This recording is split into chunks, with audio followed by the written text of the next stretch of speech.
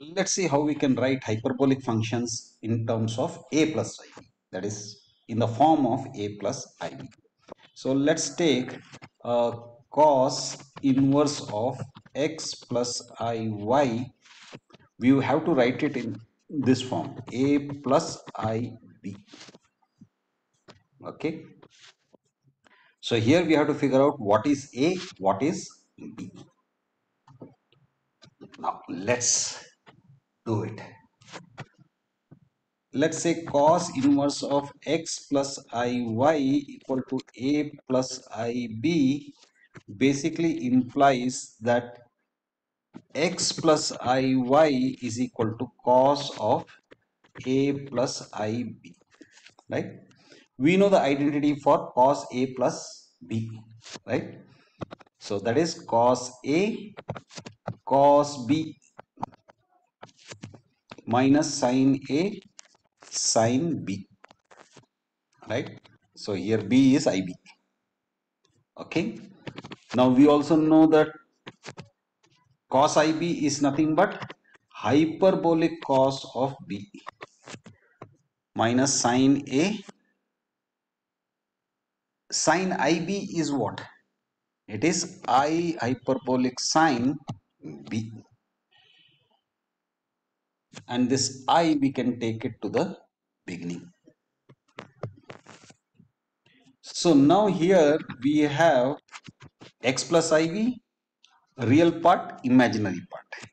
So which means equating them, we get x is equal to cos a hyperbolic cos b and y is equal to mm, minus sin a hyperbolic sin b. Okay, now here's the tricky part. If we want to get rid of b to get the value of a, we have to take cos a to this side.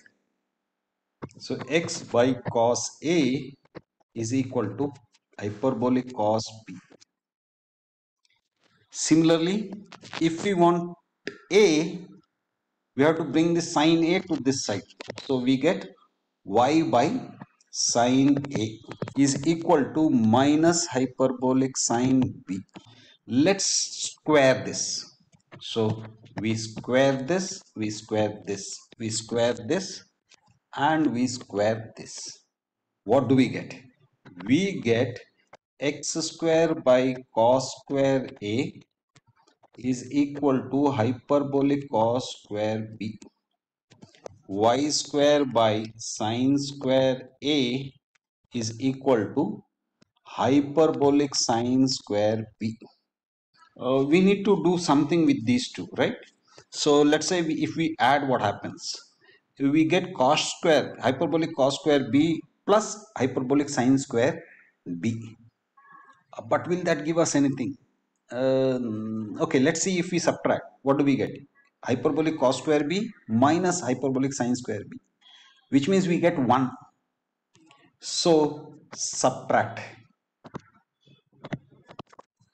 we get x square by cos square a minus y square by sin square a is equal to hyperbolic cos square b minus hyperbolic sin square b, and this is equal to 1, right? So that means b has disappeared totally. Okay, now let's see sin square a cos square a. Here we will get x square sin square a minus y square cos square a. Now let's do cross multiplication. We get x square sin square a minus y square cos square a equal to sin square a cos square a. Okay, now what do we want? Uh, we don't want cos itself because we have to figure out cos inverse. So let's convert this cos into sines. So which implies sin square x square sin square a minus y square 1 minus sin square a. Again sin square a 1 minus sin square a. Okay, now what happens? Let's open up the brackets. X square sine square a minus y square plus y square sine square a is equal to sine square a minus sine 4a. Now let's bring everything to this side. We get sine 4a minus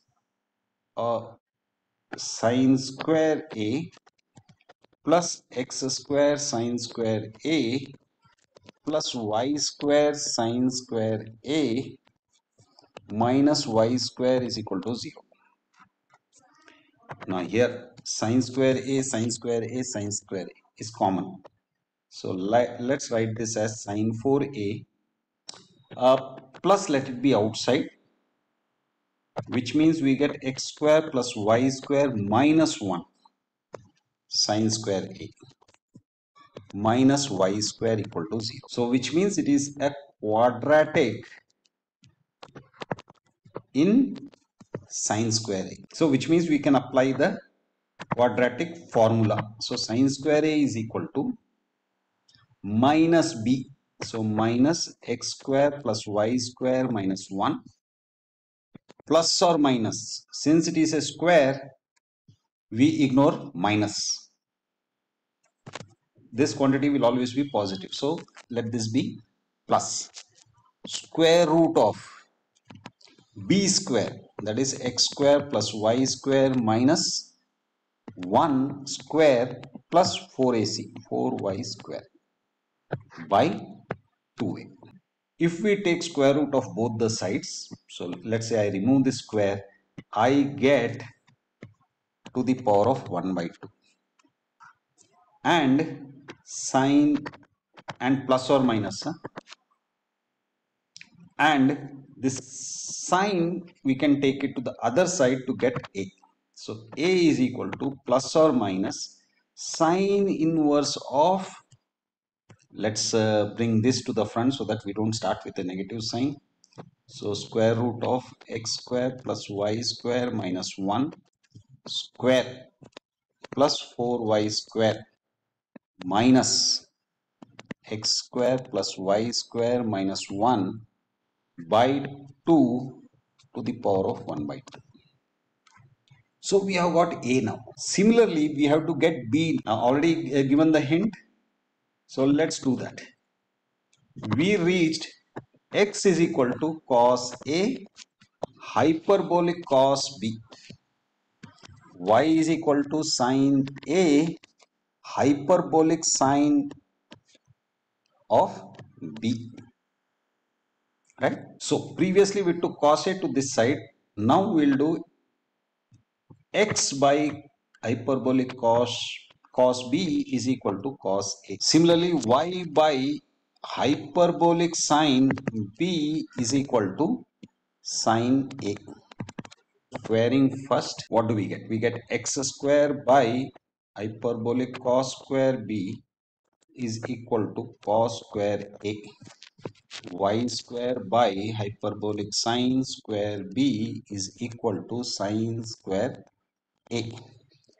Now immediately you notice sine square a plus cos square a will become 1. That way we can make a disappear. We'll be only left with b, which is what we want. So that means we should add. So let's add. So x square by hyperbolic cos square b plus y square by hyperbolic sine square b is equal to sine square a plus cos square a is 1. Okay. Now let's take the LCM. So we get x square hyperbolic sine square b plus y square hyperbolic cos square b is equal to, now the denominator we take it to the other side. So this becomes sine hyperbolic sine square b hyperbolic cos square b. Okay, again we don't want it in hyperbolic cos form. We want it in hyperbolic sine form. So x square hyperbolic sine square b plus y square. Let's convert this into the hyperbolic sine. So that would be what? 1 plus hyperbolic sine square b is equal to hyperbolic sine square b and 1 plus hyperbolic sine square b.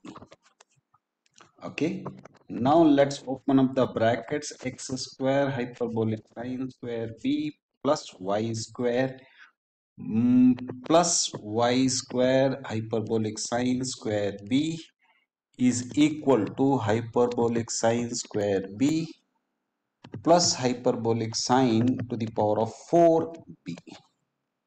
Now let's bring it everything to one side. What do we get? Let's take these to the other side. So hyperbolic sine 4b plus hyperbolic sine square b minus x square hyperbolic sine square b minus y square hyperbolic sine square b minus y square equal to 0. Okay, so now sine 4b plus 1 minus x square minus y square hyperbolic sine square b minus y square equal to 0. So what do we have? We have a quadratic in hyperbolic sine square b. That means we can apply the quadratic formula. Hyperbolic sine square b is equal to minus b. So 1 minus x square minus y square plus or minus. So I'll ignore y because a square quantity can't be minus. Okay, square root of 1 minus x square minus y square square minus into minus plus 4y square by 2. Done. Now let's remove the square here. We end up with a 1 by 2 to the power of to the power of 1 by 2 plus or minus. So b would be equal to plus or minus hyperbolic sine inverse of, let's write this first, 1 minus x square minus y square plus 4y square minus 1 minus x square minus y square divided by 2 to the power of 1 by 2. So we have got both a and b. Remember, we started off with saying cos inverse of x plus iy is equal to a plus ib. We started with this. So this would be equal to plus or minus sine inverse of x square plus y square minus 1 plus square root of x square plus y square minus 1 square plus 4y square by 2 to the power of 1 by 2 plus or minus I. Now we have to write the b. B is hyperbolic sine inverse of square root of x square, no, not x square, 1 minus x square minus y square square plus 4y square minus 1 minus x square minus y square by 2 to the power of 1 by. Yes. And if you want to make it general, then we have to add 2n pi so that when n is 0, this will disappear. So that is cos inverse of x plus iy in a plus ib form. Sine inverse of x plus iy equal to a plus ib form. Then in that case, what do we do? If we already know the cos inverse in this form, it becomes very easy.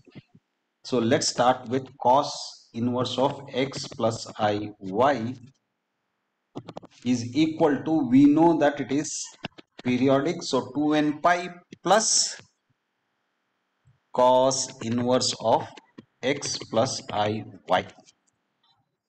So when it is 0, n is 0, this will disappear, this will become, or we can write it as 2n pi plus a plus ib. Now cos inverse of x plus iy can be written as, we know sine pi by 2 minus any angle is equal to cos of a plus ib.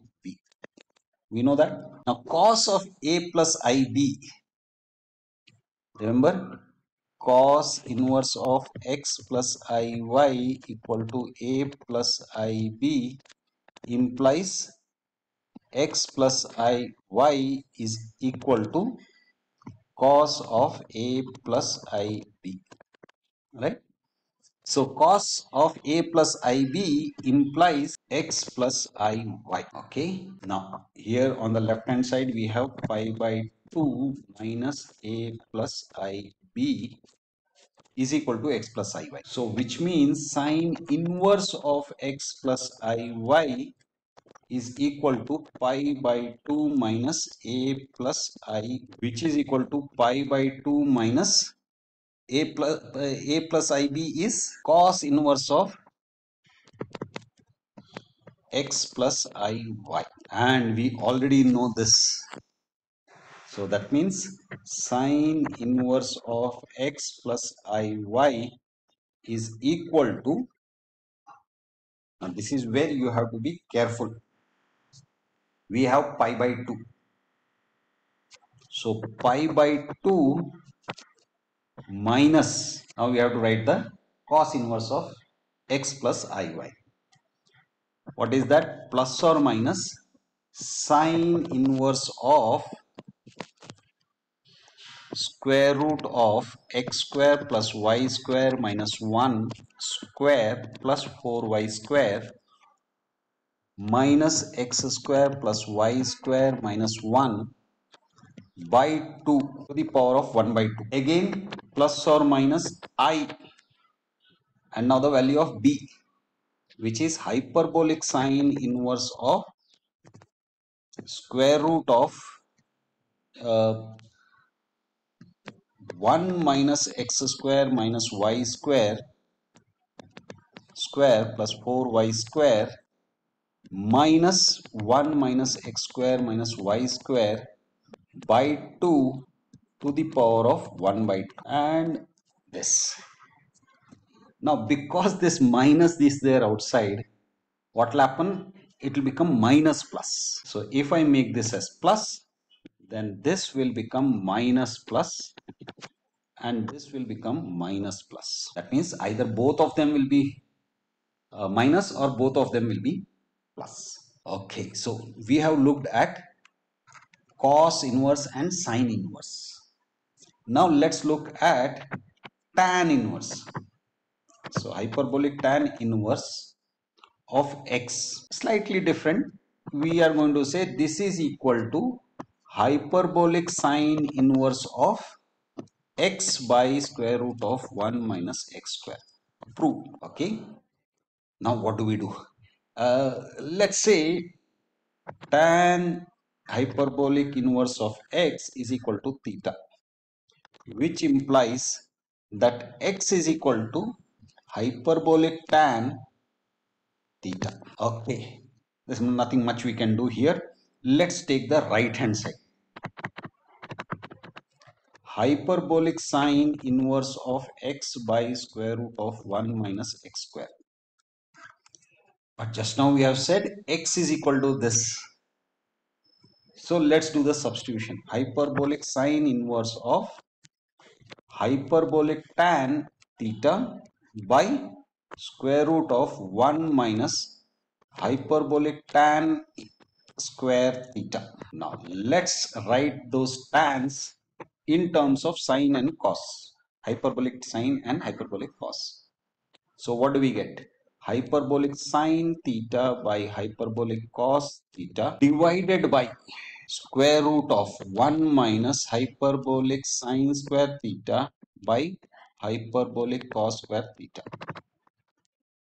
That implies hyperbolic sine inverse of hyperbolic sine theta by hyperbolic cos theta divided by, now let's take the LCM. This will become hyperbolic cos square theta minus sine square theta, which gives us 1. So we'll end up with 1 by hyperbolic cos square theta. Square root of that will be 1 by hyperbolic cos theta. Okay. So now hyperbolic sine inverse of hyperbolic sine theta by hyperbolic cos theta, and we multiply it by its reciprocal. So this hyperbolic cos theta goes up, this and this gets cancelled, and we are left with hyperbolic sine inverse of hyperbolic sine theta. Now this sine inverse and sine will get cancelled, and we are left with theta. Now this is, remember, right hand side. What is left hand side? Left hand side is hyperbolic tan inverse of x. So hyperbolic tan inverse of x is equal to theta. Here right hand side also comes down to theta. So we have proved that hyperbolic tan inverse of x is equal to hyperbolic sine inverse of x by square root of 1 minus x square. That's it. Bye.